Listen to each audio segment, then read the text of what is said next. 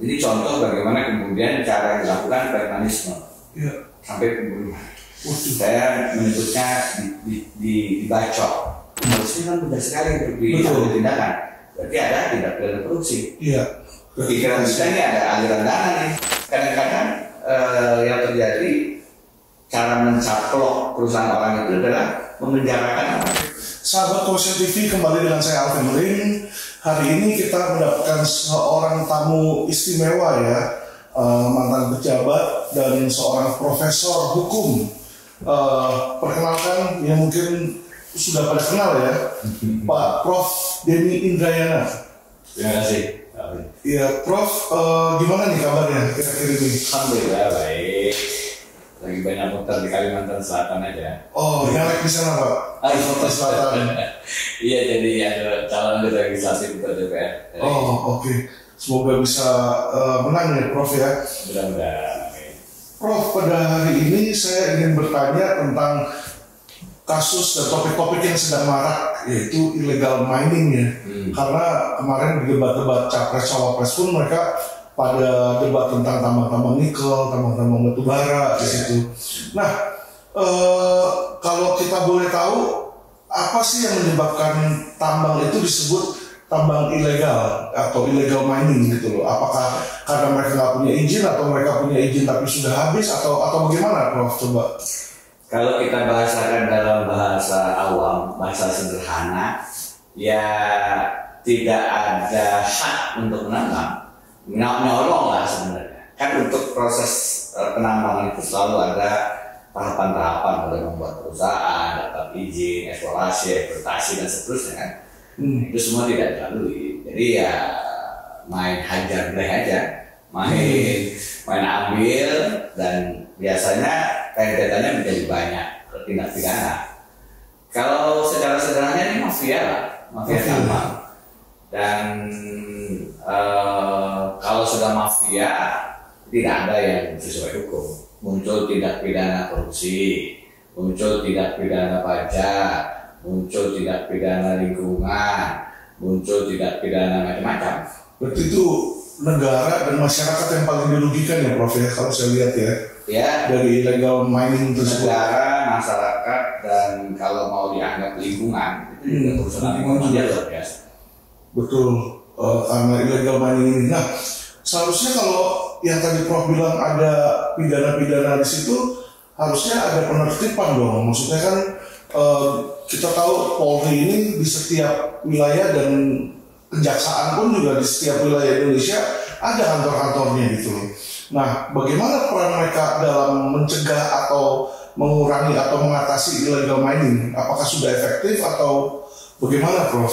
Itu sebabnya di antara semua mafia yang paling merusak, yang paling destruktif, yang paling menyebabkan daya hancurnya itu luar biasa menurut saya mafia hukum, mafia peradilan ya. Ya, karena kalau hukumnya masih tegak, kalau aparat penegak hukumnya masih punya integritas, punya kapasitas, maka tidak ada itu mafia-mafia. Itu semua bisa diselesaikan oleh penegakan hukum yang lurus dan juga bersih.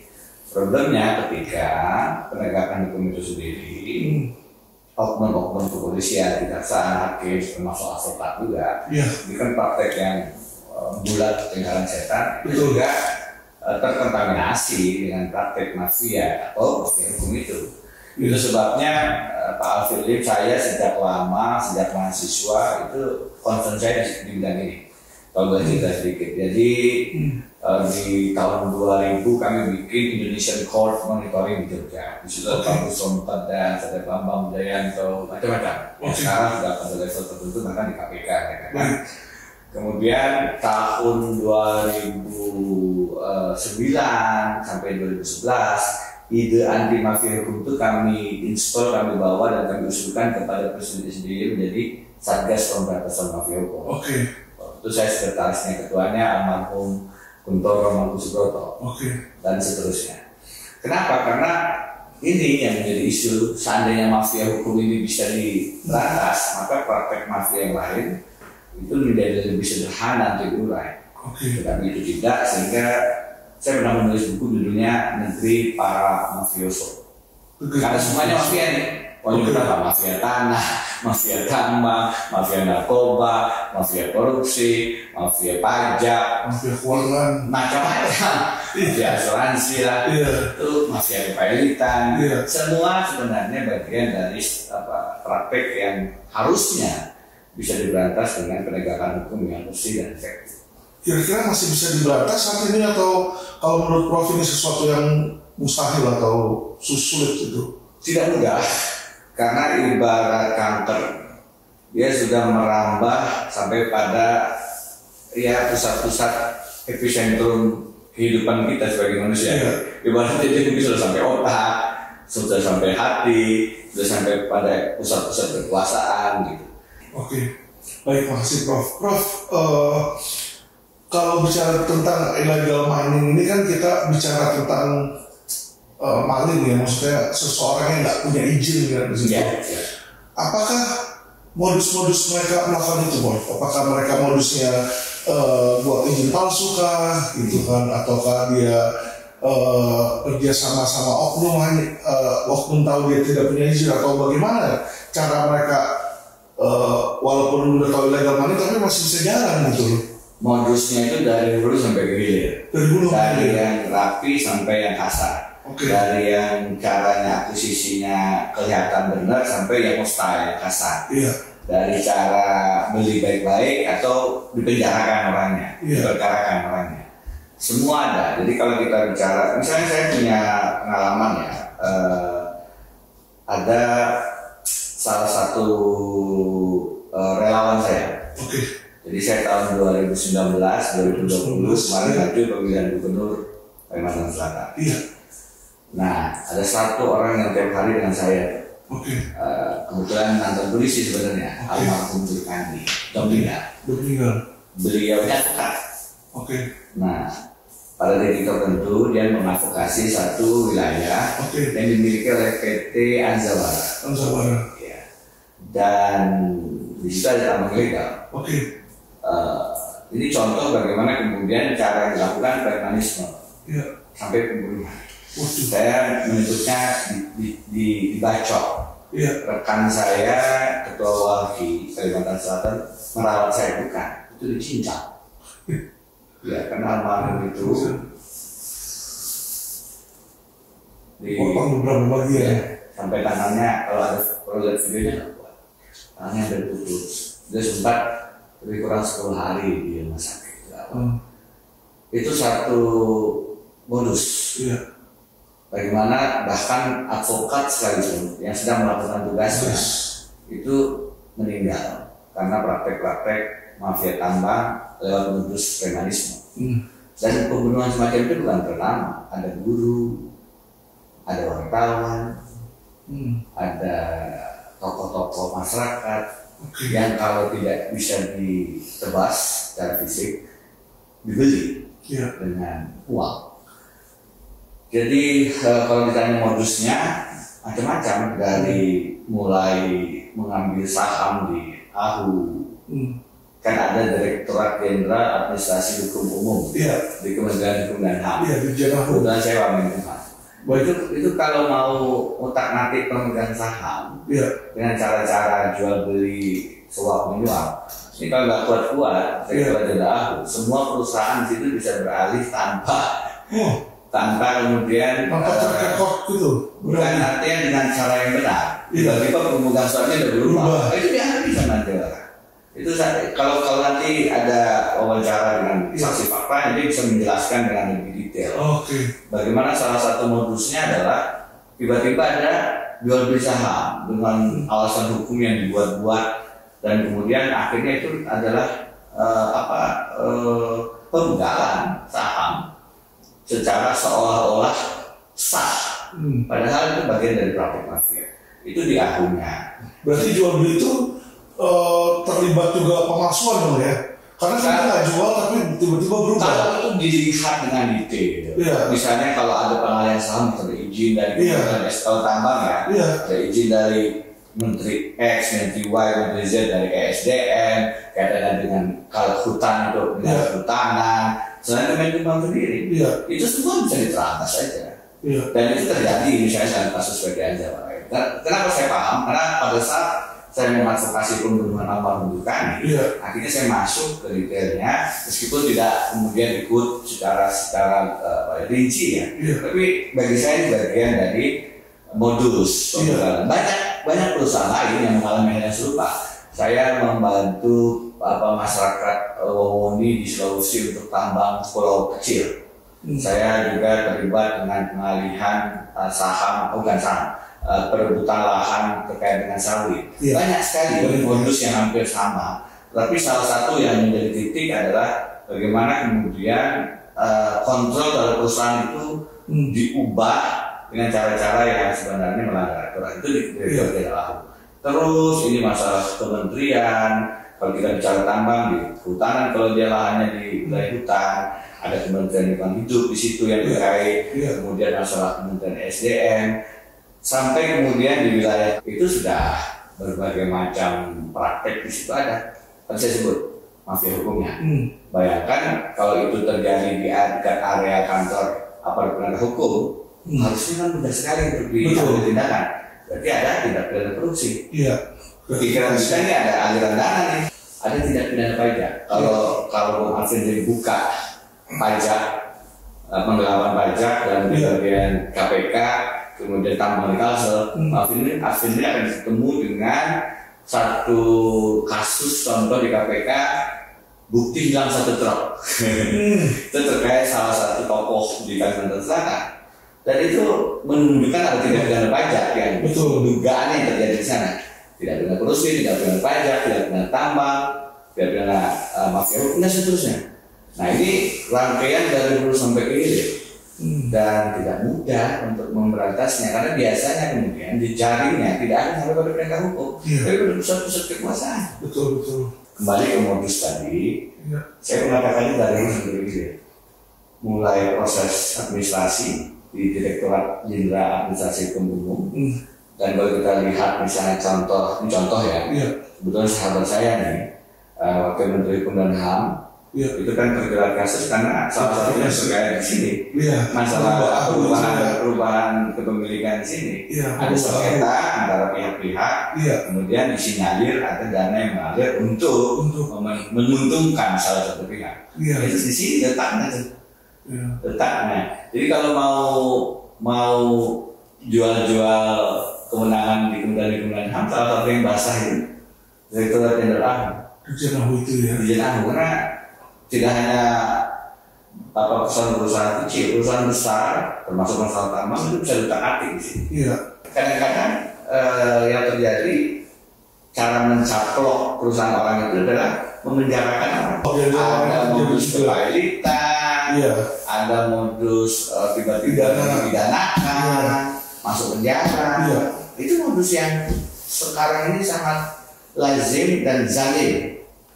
Karena bagaimana orang yang secara sah sebenarnya punya kepemilikannya tiba-tiba dirampok, dibegal, diambil sahamnya, diambil perusahaannya, dipenjarakan pula.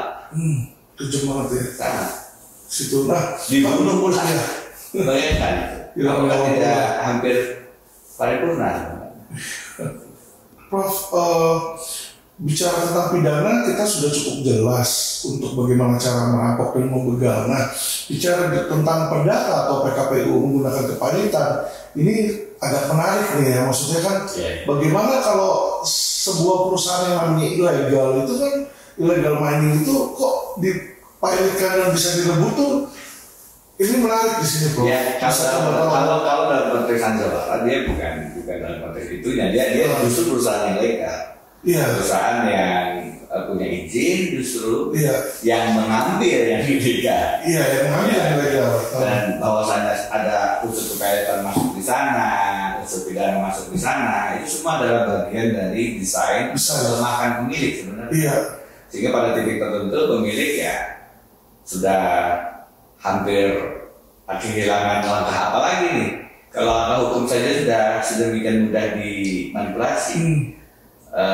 Kan itu bukan hanya perusahaan yang hilang, nyawa hilang kalau nggak hati-hati. Karena sudah sedemikian hostile, kasar, zalim cara praktiknya. Jadi kalau bicara kepemilikan, tentu itu satu hal yang solutif, satu alat hukum, instrumen hukum yang baik untuk menyelesaikan persoalan-persoalan demokrasi. Tapi kita tidak menutup mata dalam praktiknya ada juga permainan-permainan oleh oknum kurator, termasuk mohon izin mungkin hakim-hakimnya, ya kan?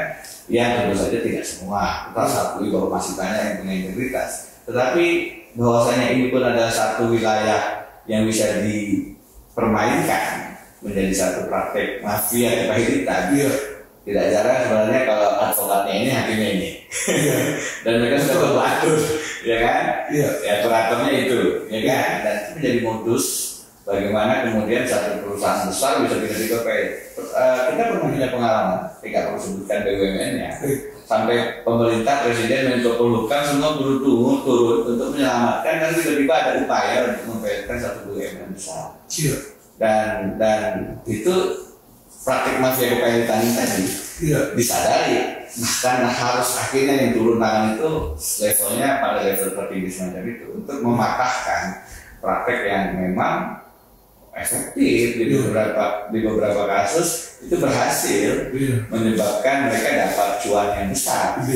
Tapi kan ini merusak sistem. Nah, ini terjadi juga sebagai salah satu modus di dunia pertambangan.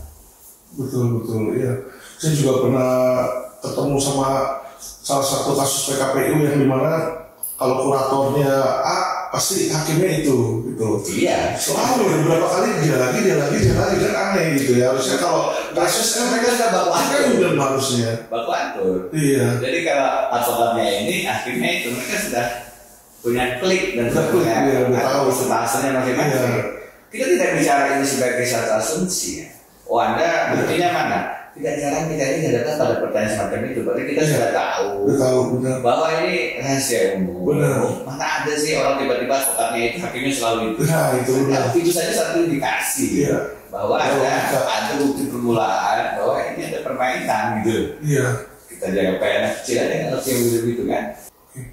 Dan biasanya kalau illegal mining ini backingannya siapa itu ya, Prof? Apakah karena dia ilegal, dia punya backing di aparat penegak hukum, dia punya backing di yang punya wilayah, dia punya backing di kementerian, pada level tertentu bahkan di atas lagi. Kenapa demikian? Karena dia ilegal, dia butuh tahu kalau tiba-tiba ada upaya penertiban. Itu kalau ada turun dari pusat itu barang itu alat-alat bisa tiba-tiba bersih. Artinya ada yang bocor kan? Siapa? Ya di aparatnya yang bocor, gitu loh. Sidak-sidak lah biasa. Begitu kalau mau dicek, itu SK Satpol segala macam nggak ada. Bocor. Begitu mereka pulang, nggak ada ini mining. Begitu mereka pulang, jalan lagi di situ. Itu berarti ada aparat yang kemudian yang bocor. Di samping tadi saya katakan ibarat pencuri di siang bolong. Mereka melakukan prakteknya dengan alat-alat sebesar itu. Truknya aja, ban aja sebesar kita lebih. Masih nggak kelihatan. Nah, di level kepala daerah, kalau membaca laporan KPK, maka KPK itu mengatakan di daerah yang kaya tambang itu biaya politiknya lebih tinggi. Izin tambang biasanya keluar menjelang atau setelah pemilihan kepala daerah. Menjelang karena mereka butuh biaya, setelah karena mereka ingin kembalikan biaya. Itu kelihatan tuh rentangnya bagaimana izin itu dikeluarkan menjelang pemilihan kepala daerah. Itu menunjukkan, itu indikasi bahwa di wilayah-wilayah kayak tambang itu praktek korupsinya lebih rentan. Kemudian di kementerian dan lain-lain tentu strateginya. Baik, makasih Prof. Kira-kira ada yang Prof mau tambahkan lagi yang penting untuk masyarakat ketahui ini tentang illegal mining atau praktek-prakteknya? Ya, kalau kita lihat ini sangat mendasar masalah-masalah pertambangan kita ini. Di Undang-Undang Dasar dia adalah inti dari, menurut saya salah satu inti konstitusi kita itu adalah bagaimana negara melindungi sumber daya alamnya untuk sebesar-besar kemakmuran rakyat. Dan itu pula yang kemudian terwujud dalam keadilan sosial bagi seluruh rakyat Indonesia dalam Pancasila. Nah, dua inti ini, pasal 33 ayat 1 dan sila kelima ini yang sekarang hilang betul-betul, dalam artian tidak adil. Jadi tadi saya mengilustrasikan ada kapal tongkang lewat di sungai-sungai atau di laut, pinggir-pinggir laut Kalimantan Selatan. Kalau Pak Alvin datang ke sana, maka di pinggir-pinggir sungai itu masyarakat Kalimantan Selatan melihat bertonton, beribu-ribu ton itu melalui pintu-pintu gubuk yang hampir tutup dan jamban-jamban terapung. Begitu sanitasinya. Dan itu menunjukkan ironi bahwa kain alam Kalimantan Selatan yang keluar setelah kainnya habis itu tidak menghadirkan keadilan dan kesejahteraan bagi masyarakat bahkan untuk buang hajat sekalipun mereka harus masih menggunakan jamban-jamban terapung. Sedangkan yang menikmati itu menjadi gereji-gereji yang hampir tidak punya batas kemampuan finansial. Baik, setuju. Menurut saya. Setuju, Prof. Terima kasih, Prof, atas waktunya. Lain kali nanti ketika kami ada topik-topik lagi, penting kita undang Prof di sini. Terima kasih. Sama-sama. Terima kasih sudah berkenan mengundang. Iya, terima kasih. Thank you, Prof. Salam sejahtera, teman-teman.